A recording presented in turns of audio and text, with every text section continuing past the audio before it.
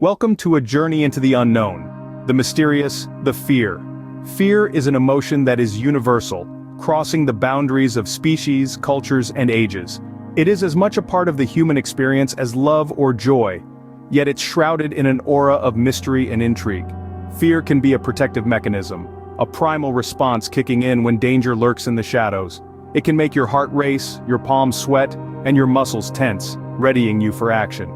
This is the fear that has kept our ancestors alive, helping them evade predators and survive in harsh environments.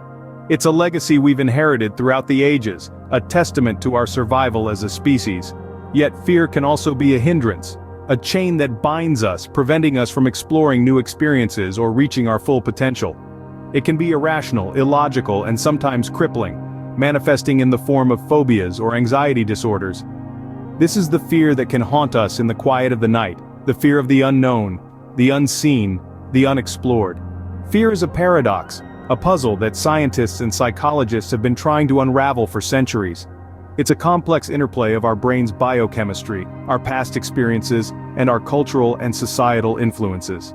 It's a riddle written in the language of neurotransmitters and nerve impulses, of memories and experiences, of stories and myths. In this video, we will delve into this mysterious world of fear, exploring its many facets and dimensions.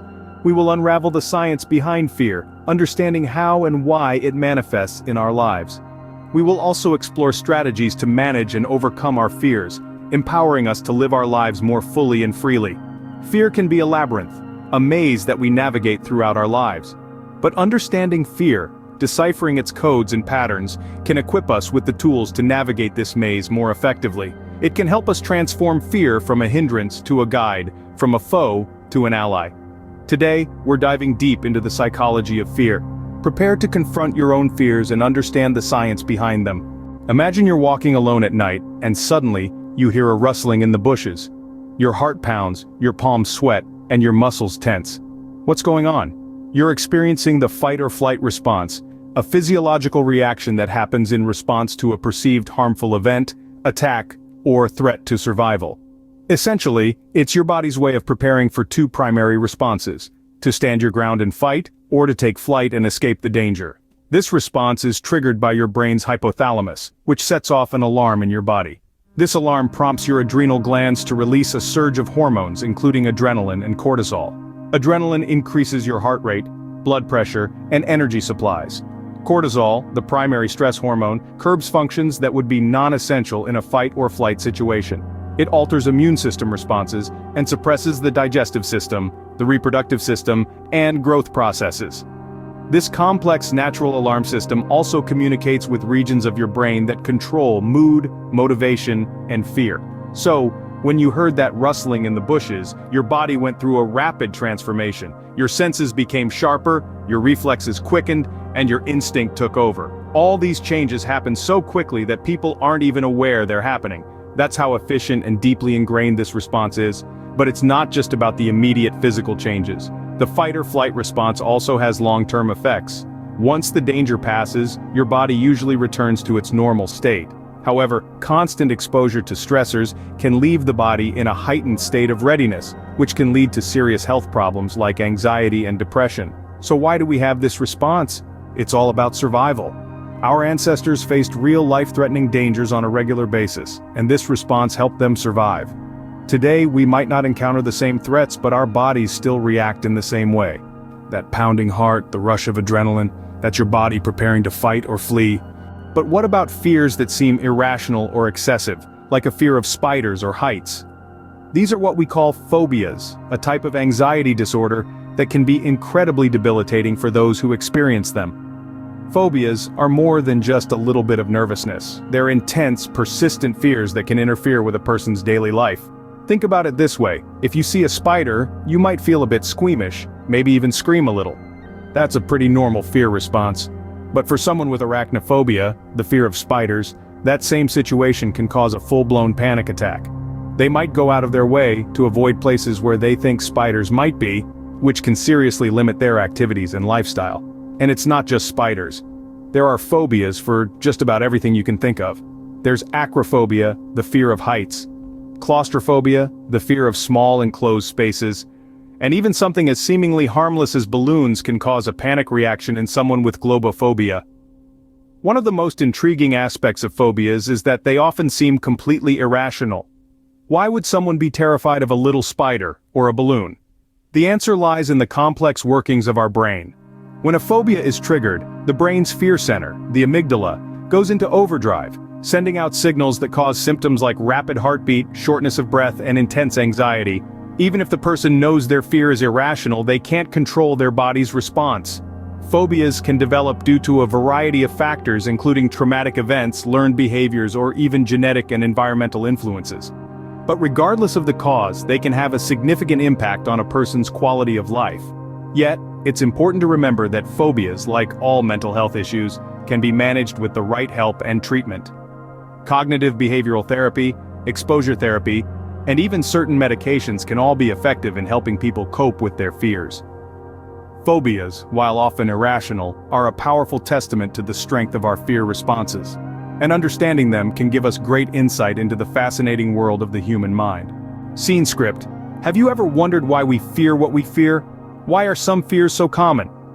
Let's delve into the science behind our fears. You see, fear is not just an emotional response, but an evolutionary one. From the earliest days of our species, fear has served as an essential survival tool.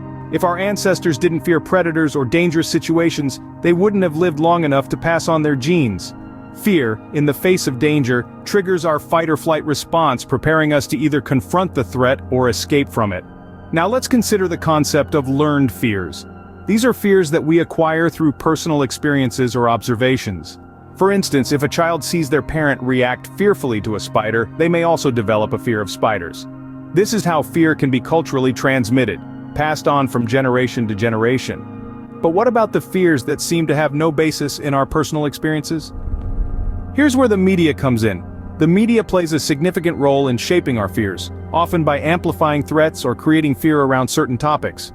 For example, think about how many movies have villainized sharks, leading to a widespread fear of these creatures, despite the fact that shark attacks are incredibly rare. Interestingly, some fears seem to transcend personal experience and culture. Take the fear of heights, or acrophobia for instance. This fear is prevalent across different cultures, suggesting that it may be an innate, or hardwired, fear. The theory is that this fear has been ingrained in us because falling from a great height posed a significant threat to our ancestors. This brings us to an important point. Even though our fears can seem irrational in today's world, they're not without reason. Our fear responses have been shaped over hundreds of thousands of years by a world much different from the one we live in now. So, next time you feel your heart race at the sight of a spider, remember that your fear, irrational as it may seem, is a testament to the survival of our species. Our fears, as it turns out, are deeply rooted in our history, culture, and personal experiences. Fear can be debilitating, but it doesn't have to control our lives.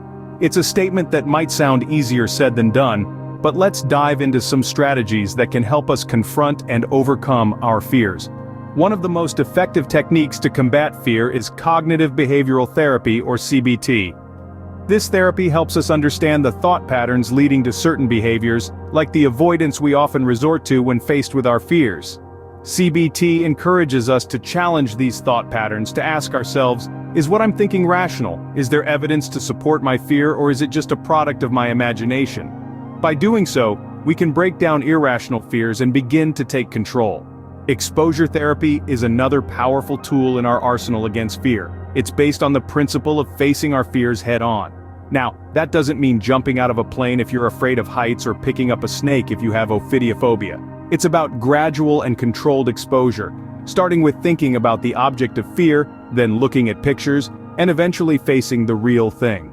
Of course, it's important to note that these therapies should be undertaken with the guidance of a professional.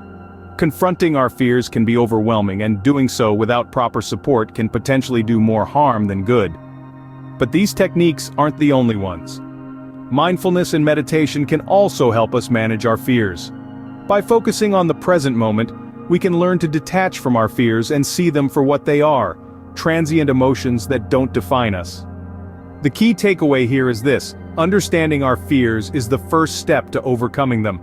Once we comprehend the why, we can work on the how.